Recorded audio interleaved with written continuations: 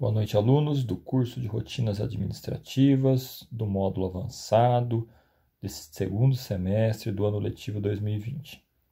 Estamos iniciando o nosso terceiro videoaula, o qual o primeiro tópico a ser discutido será capitalização. Quando falamos em capitalização, levamos em referência um poder financeiro em um determinado período de tempo, considerando o valor inicial e o valor final. Dentro da capitalização, podemos citar a capitalização simples e o sistema de capitalização composta. Definiremos separadamente cada uma dessas situações, o qual vocês podem observar no slide. Quando eu falo em capitalização simples, referindo-me a juros, a palavra-chave seria o capital inicial, ou seja, o valor financeiro, vamos supor aí num exemplo de um empréstimo, né? Seria o valor a ser entregue ao credor. Então, a chave principal de juros simples, ela é citada como capital inicial. Este capital inicial, ele vai ser a referência, levando em consideração o juros simples em todo o decorrer do período. Então, vamos lá. Taxa de juros. Falando, então, em juros simples. Essa taxa é aplicada no decorrer do tempo sobre sempre o valor inicial. Veremos, então, um exemplo. Em um capital de R$5.000, considerando um juros de 10% no período e um prazo para finalização desta capitalização de 3 meses, podemos observar que o montante, então, é um montante de R$5.000. Se eu estou falando em 10%, eu estou falando em R$500. E automaticamente a aplicação desses juros torna um saldo devedor de R$5.500. O que seria os R$5.500 de acordo com o exemplo citado no slide? Seria o valor montante, ou seja, o valor inicial, acrescido dos juros, o qual, mediante a citação do exemplo, é de 10%. Como no exemplo ele cita 3 meses, tá, nós vamos para a segunda etapa do cálculo desses juros em relação ao montante. Então, veja bem, nós tínhamos um montante inicial, o valor inicial de R$5.000, os juros de 10% representa 500, então o saldo devedor é de R$5.500. Deste modo, podemos transportá-lo para o montante nesse segundo período, ou seja, considerando ainda a capitalização simples, como já visto no slide anterior, é sempre calculado o percentual de juros sobre o capital inicial, ou seja, sobre os R$5.000. Desta forma, eu não faço a soma do montante desta etapa, e sim o montante inicial, ou seja, 10% sobre o montante inicial, permanecendo então nos R$500. Nesse modo, o meu saldo final contempla 2 períodos, no caso, período 1, em cima do montante inicial, período 2, também no montante inicial.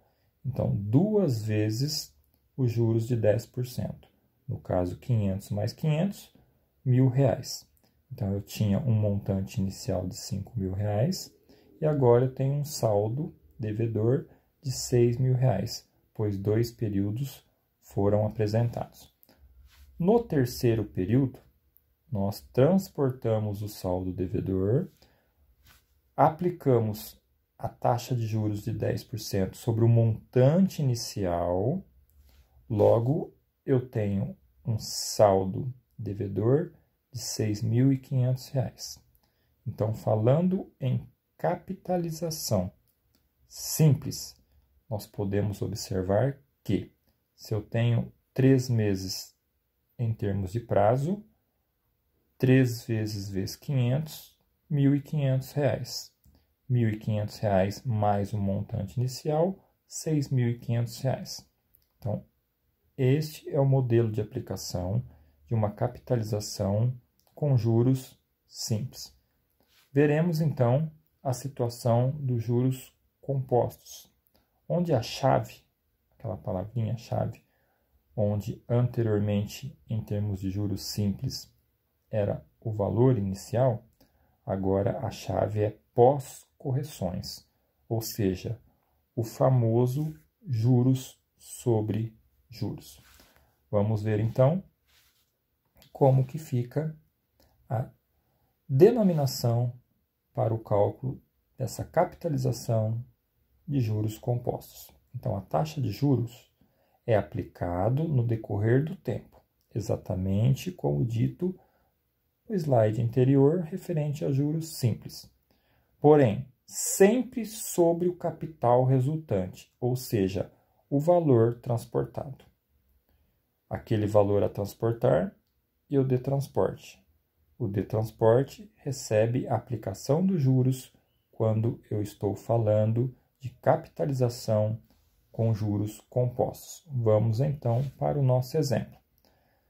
O exemplo, o qual nós iremos praticar os juros compostos, ele vai ser citado exatamente para que vocês possam diferenciar os poderes numéricos de acordo com a situação anterior. Então, temos novamente o montante inicial de R$ 5.000. O percentual de juros ainda nos 10%. Então, 10% de R$ 5.000, R$ 500. Logo, o saldo devedor, R$ 5.500. Nesta primeira etapa, nesse primeiro período, conforme os juros simples, ocorre os juros compostos.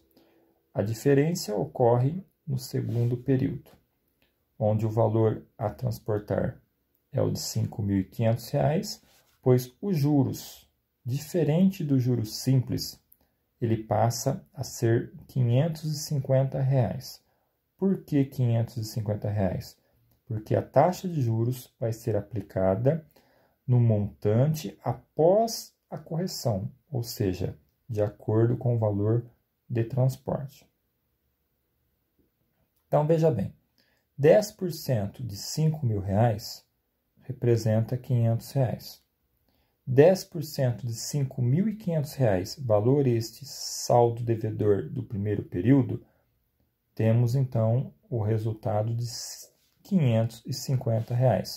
Logo, o meu saldo devedor não é mais R$ 6.000, como apresentado em juros simples.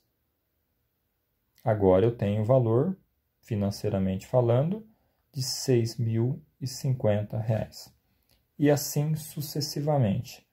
O de transporte, novamente, ele vem do a transportar, no caso aí do saldo devedor de R$ 6.050.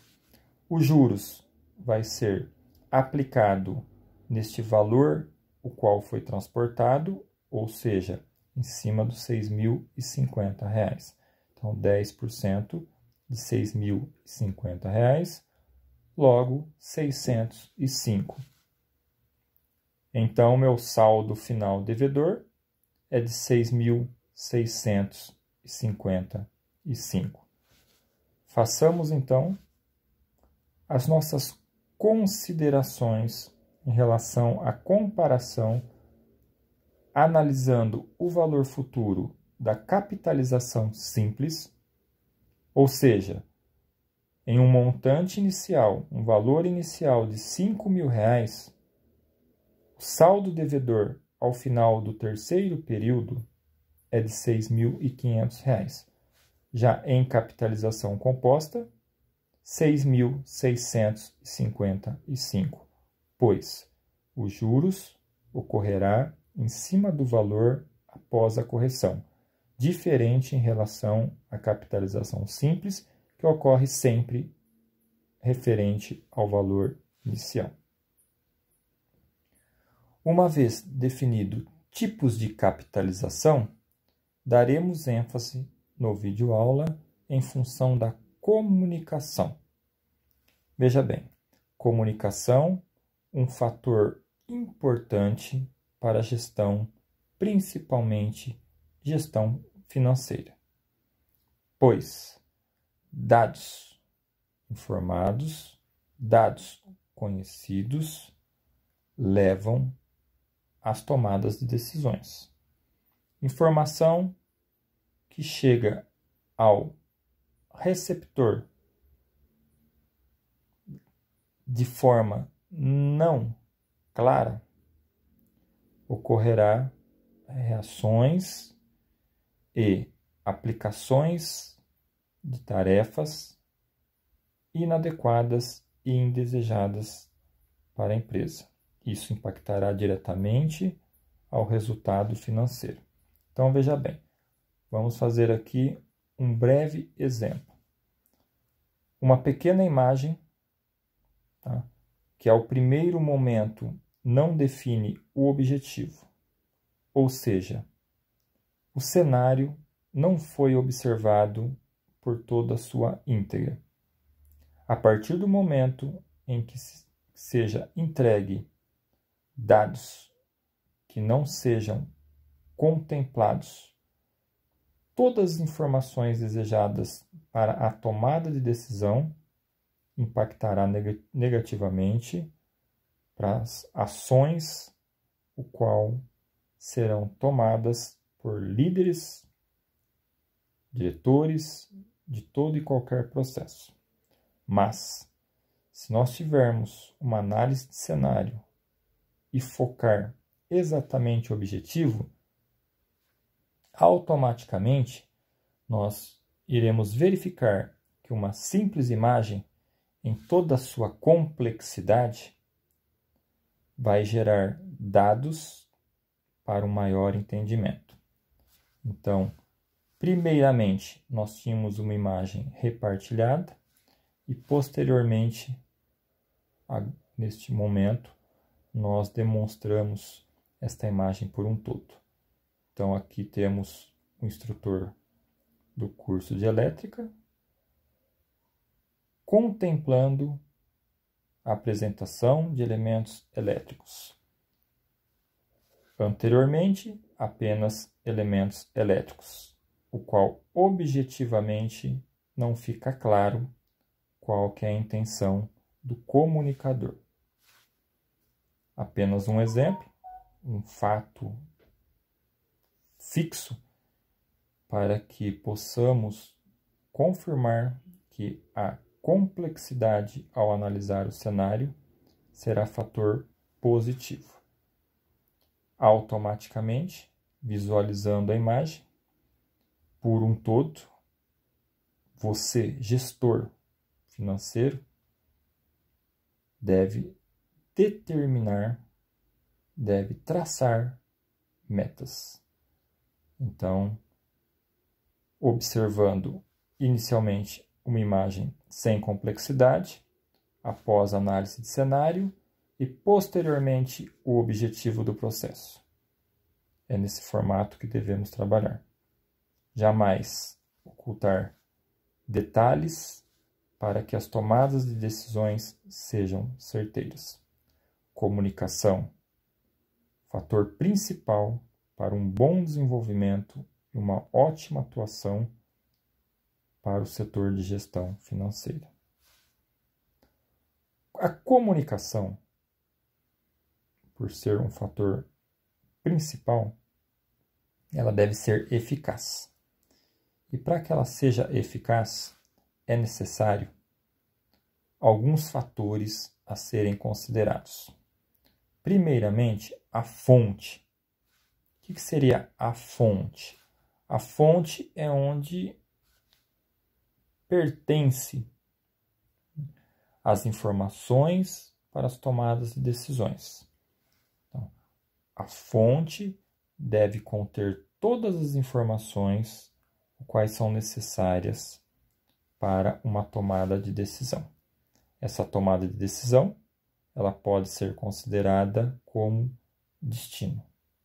Então, o destino, ele precisa receber toda e qualquer informação proveniente da fonte.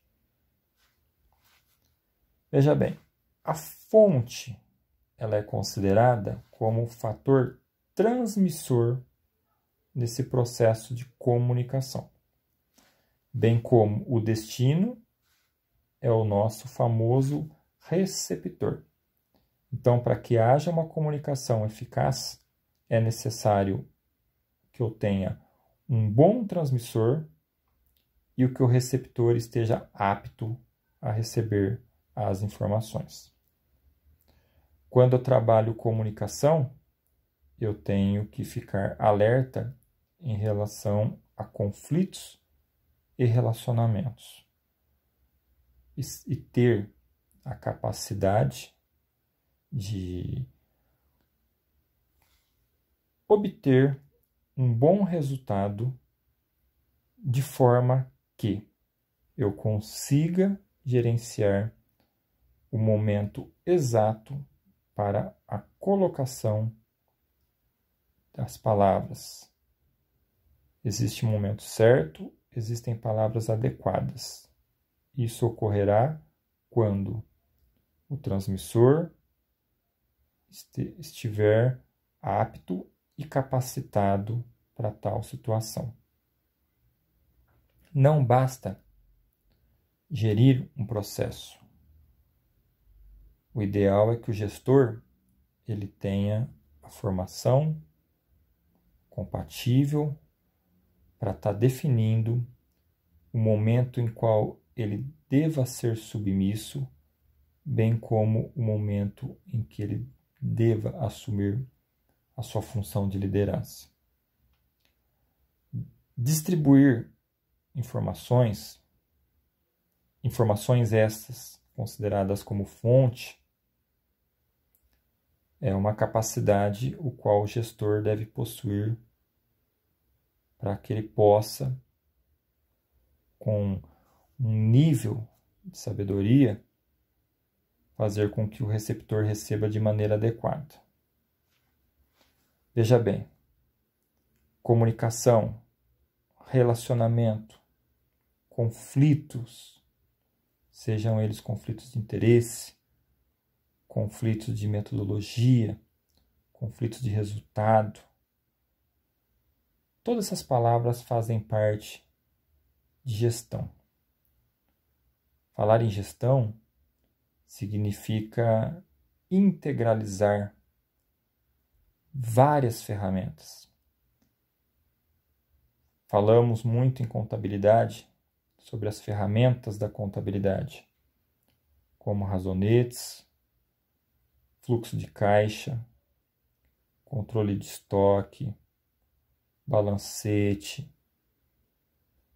Todos esses fatores são considerados ferramentas da contabilidade.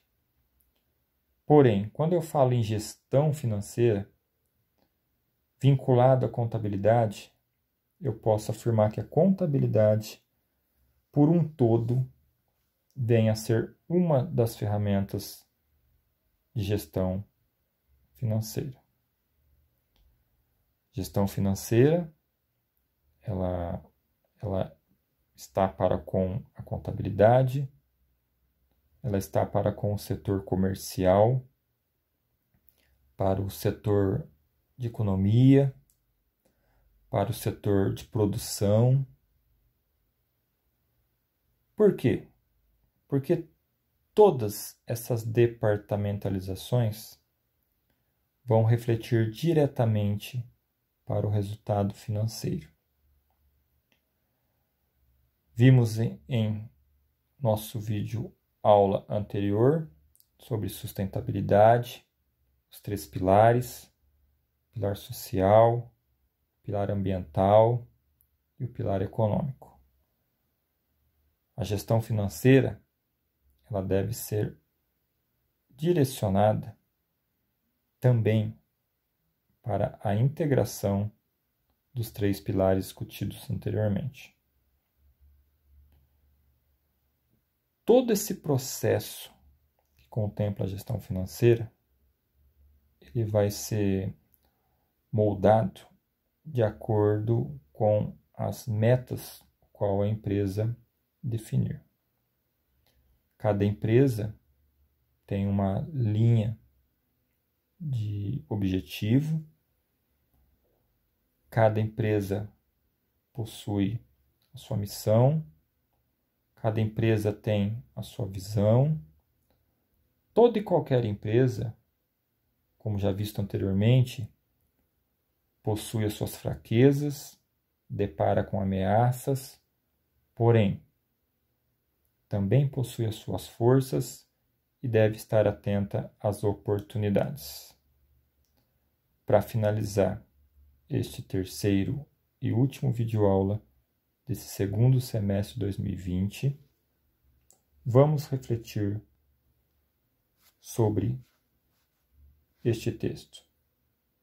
A tragédia não é quando um homem morre. A tragédia é o que morre dentro de um homem quando ele está vivo. Façamos desse texto